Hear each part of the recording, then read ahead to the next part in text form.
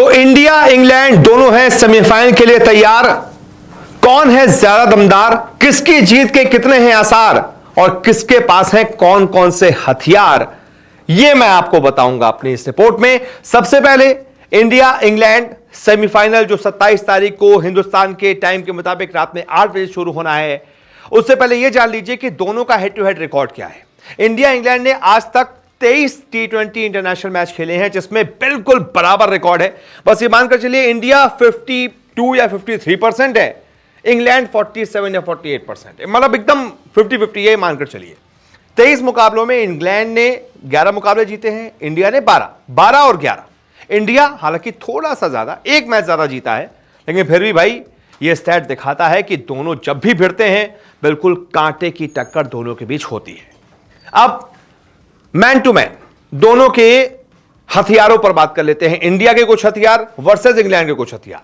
अब इंडिया पर ओपनिंग कौन करने आते हैं? रोहित शर्मा। सामने से कौन करने आते हैं? Phil Salt. यहां पर इंडिया का पलड़ा भारी है। यहां पर रोहित शर्मा की फॉर्म में वापसी भी हो गई है।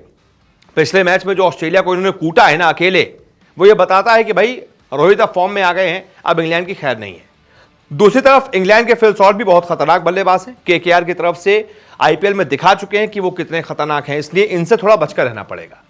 इसके बाद आते हैं सूर्य कुमार यादव और सामने से हैरी ब्रूक। ये भी यंग है, लेकिन यहां पर सूर्या बाजी मार ले जाते हैं क्योंकि वो T20 इंटरनेशनल के नंबर 1 बल्लेबाज भी हैं और साथ ही साथ अभी तक जिस तरीके से वर्ल्ड कप में 2 से 3 मैचेस में इंडिया के लिए इन्होंने परफॉर्म किया है, खासतौर से कुछ फंसे हुए मैचेस को जिताया है, वहां पर वो स्काई को और आगे बढ़ाता है और ऊंचे लेवल पर ले जाता है। वहीं हैरी ब्रूक 50-50 बनाते हैं लेकिन मैच नहीं जिता पाते हैं। पिछला मैच जो साउथ अफ्रीका के खिलाफ था, एक जो इंग्लैंड हार गई थी, जीतते जीतते हार गई थी, वो इसमें टिके भी थे, अच्छे रन भी बनाए थे, उसके बाद टीम को बीच मैदान में छोड़ के भाग गए, आउट हो गए, टीम हार गई। तो यहां पर इसका एक पलड़ा भारी है, इंडिया का पलड़ा भारी है। फिर आते हैं विकेट कीपर्स पर। इधर से ऋषभ पंत, उधर से बेयरस्टो। यहां पर भी इंडिया का पलड़ा भारी है, यहां पर भी इंडिया का हथियार दमदार है। पंत के 167 रन हैं, खासतौर से पाकिस्तान के खिलाफ जो एक पारी आई थी वर्ल्ड क्लास, मतलब उस समय तो जो हमारा दूसरा बेस्ट स्कोर था वो 20 रन के आसपास था, लेकिन ऋषभ पंत ने जो 40 से ज्यादा रन बनाए थे वो वाकई में बहुत काबिले तारीफ था और उसी की वजह से टीम इंडिया वो एकदम आखिरी ओवर में आखिरी गेंद पर जाकर मैच जीत पाई थी। तो यहां पर भी ऋषभ पंत यानी कि इंडिया का पलड़ा भारी है विकेट कीपर्स में भी। फिर आ जाते हैं ऑलराउंडर्स पर। हार्दिक पांड्या, उधर से मोइन अली। यहां पर भी इंडिया का पलड़ा भारी है। हार्दिक के रन देखिए 116 रन है, मोइन अली के रन देखिए 63 रन है, यहां पर भी इंडिया हावी है।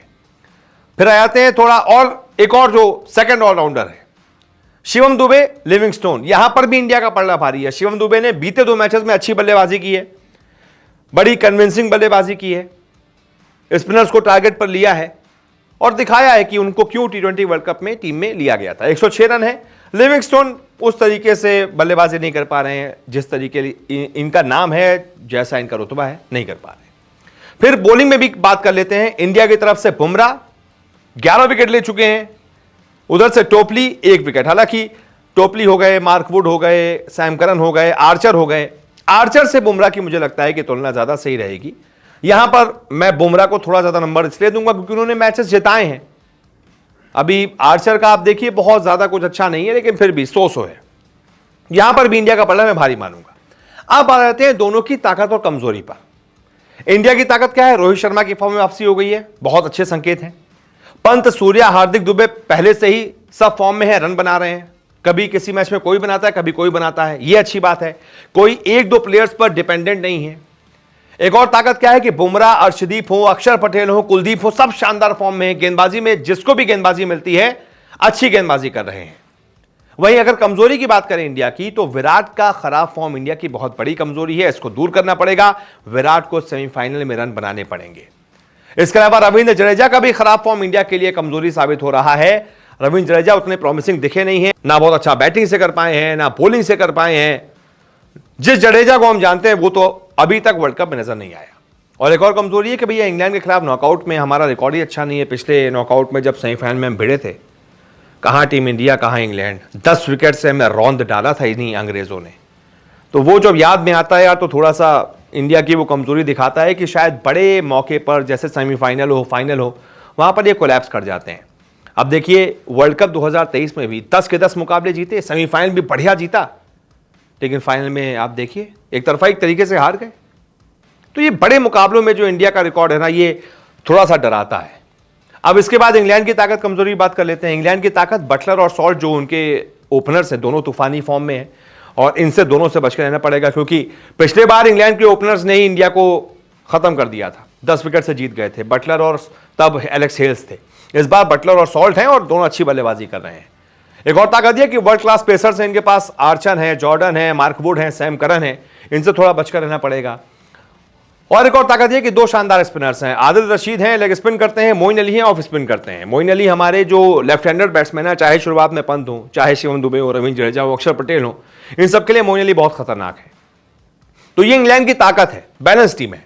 वही कमजोरी की बात करें, ओपनर तो ठीक है, मिडिल ऑर्डर नहीं चल रहा, आउट ऑफ फॉर्म है। बेयरस्टो हो गए, अली हो गए, ब्रूक हो गए, लिविंगस्टोन हो गए, बहुत ज्यादा रन्स नहीं है। इसलिए इंडिया को क्या करना है, बस ओपनर्स का विकेट लेना है, बाकी मिडिल ऑर्डर तो मिल ही जाएगा। इसके अलावा फिनिशर की भी कमी है इनके पास, फिनिश कौन करेगा किसी के पास कोई जिम्मेदारी नहीं है।